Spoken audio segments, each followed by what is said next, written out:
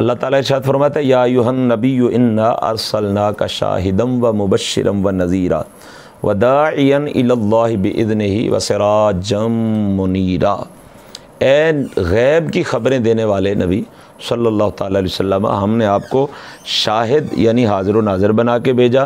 مبشر اور خوشخبری سنانے والا بنا کے بھیجا، و نذیرا اور اپنا ڈر سنانے والا بنا کے بھیجا، وداعیا الی اللہ باذنہ اور اللہ کی طرف اللہ کے اذن سے بلانے والا بنا کے بھیجا، وسراجا منیرا اور چمکا دینے والا آفتاب بنا کے بھیجا۔ ہم پہلے کلمات پہ کلام نہیں کرتے، جو آخری کلمات طیبات ہیں ان پہ تھوڑی دیر آپ کی توجہ چاہوں گا کہ فرمایا وسراجا منیرا، چمکا دینے والا آفتاب۔ سب سے پہلے تو سراج فرمایا جو خود نور ہے، پھر فرمایا منیرا، سراجن نورا نہیں فرمایا کہ جو خود روشن ہو اسے نور کہتے ہیں اور جو دوسرے کو روشن کرے اسے منیر کہتے ہیں۔ اب سراج خود نور ہے اور اس کے ساتھ فرمایا منیرا، یہ خود ہی نور نہیں ہے بلکہ دوسروں کو بھی نور عطا فرمانے والا ہے۔ یہ محبوب صلی اللہ تعالیٰ علیہ وسلم وہ ہیں جو دوسروں کو بھی نور عطا فرماتے ہیں، دوسروں کو بھی جگمگاتے ہیں۔ اور یہ بات صرف اور صرف جذباتی طور پہ میں نہیں کہہ رہا، یہ حقیقت ہے۔ آپ دیکھیے کہ حضرت نبی کریم رؤوف الرحیم صلی اللہ تعالیٰ علیہ وآلہ وسلم کے قدمین شریفین کی برکت سے مکہ مکرمہ میں ایک پہاڑ ہے جس پہاڑ کا نام ہے جبل نور۔ کیا نام ہے؟ جبل نور۔ اب یہ پہاڑ کا نام ہے جبل نور،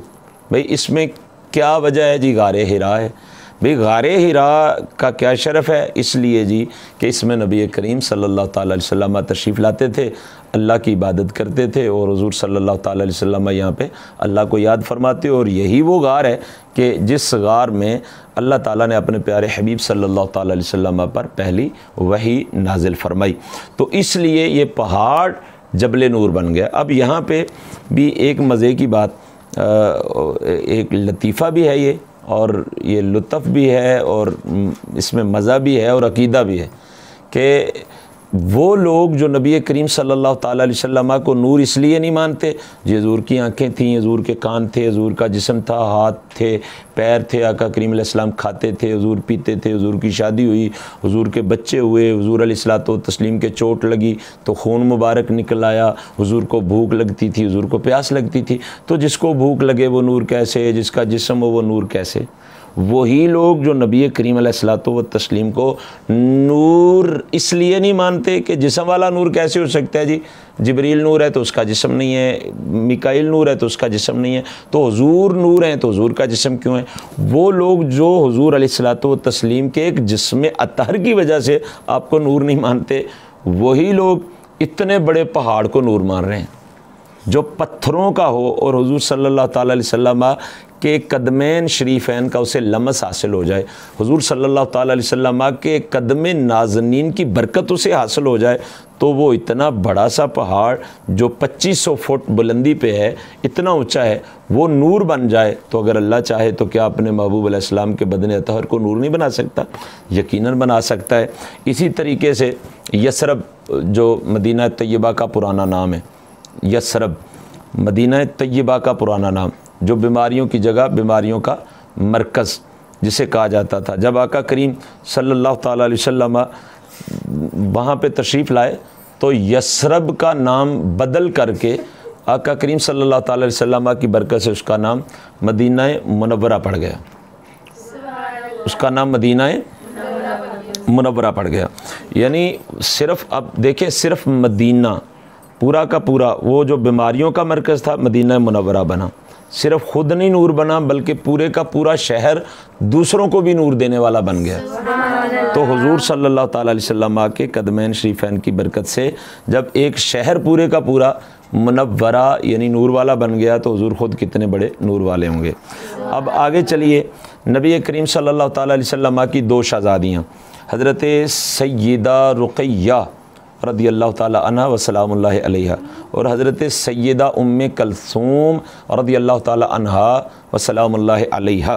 یہ دونوں یکے بعد دیگرے حضرت عثمان غنی رضی اللہ تعالیٰ عنہ کے نکاح میں آتی ہیں۔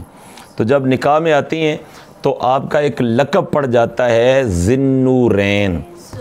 دو نوروں والا۔ کیا؟ دو نوروں والا۔ اچھا، جس محبوب صلی اللہ تعالیٰ علیہ وسلم کی شہزادیاں اگر حضرت عثمان غنی رضی اللہ تعالیٰ عنہ کے نکاح میں آ جائیں تو حضرت عثمان غنی رضی اللہ تعالیٰ عنہ دو نوروں والے بن جائیں، تو جس محبوب کی بیٹیاں نور ہیں وہ محبوب خود کتنے اعلیٰ نور ہوں گے۔ جس محبوب علیہ الصلوۃ والسلام کی بیٹیوں کی نسبت سے حضرت عثمان غنی رضی اللہ تعالیٰ عنہ دو نوروں والے بن گئے، تو وہ محبوب کریم صلی اللہ تعالیٰ علیہ وسلم کا نور ہونا کس طرح اس کا انکار کیا جا سکتا ہے۔ اچھا، یہاں پہ بھی ایک لطیفہ ہے، وہ یہ کہ جو لوگ حضور صلی اللہ تعالیٰ علیہ وسلم کو نور نہیں مانتے، وہ جیسے میں نے آپ کو پہلے کہا کہ وہ جبل کو نور مانتے ہیں، وہ مدینہ کو منورہ کہتے ہیں، وہی لوگ حضرت عثمان غنی کو ذی النورین کہتے ہیں، دو نوروں والا۔ بھی ان سے پوچھیں کہ جب حضرت عثمان غنی رضی اللہ تعالیٰ عنہ حضور علیہ الصلوۃ والتسلیم کی دو شہزادیوں سے نسبت نکاح پا جائیں تو وہ دو نوروں والے ہو جاتے ہیں، تو پھر جس محبوب صلی اللہ تعالیٰ علیہ وسلم کی وہ بیٹیاں ہیں جو دو نور ہیں، تو وہ محبوب صلی اللہ تعالیٰ علیہ وسلم کیسے نور ہوں گے؟ تو حضور صلی اللہ تعالیٰ علیہ وسلم کی نورانیت کا انکار کرنا یہ بالکل عقل سے بعید ہے۔ امام اہل سنت یہاں پہ بھی کہتے ہیں کہ نور کی سرکار سے پایا دوشالہ نور کا، نور کی سرکار سے پایا دوشالہ نور کا، ہو مبارک تم کو ذی النورین جوڑا نور کا۔ یہ سب کچھ ماننے کے باوجود نبی پاک صلی اللہ تعالیٰ علیہ وسلم کے نور ہونے کا منکر ہونا ہماری سمجھ میں نہیں آتا۔ امام اہل سنت ہی کہتے ہیں ظالم و محبوب کا حق تھا یہی، ظالم و محبوب کا حق تھا یہی کہ عشق کے بدلے عداوت کیجئے، تمہیں تو محبوب سے عشق کرنا چاہیے تھا اور تم عداوت کرنے پہ تلے ہوئے ہو، تمہیں تو اس محبوب علیہ الصلوۃ والتسلیم کے احسانات کی وجہ سے ان سے محبت اور عشق کرنا چاہیے تھا۔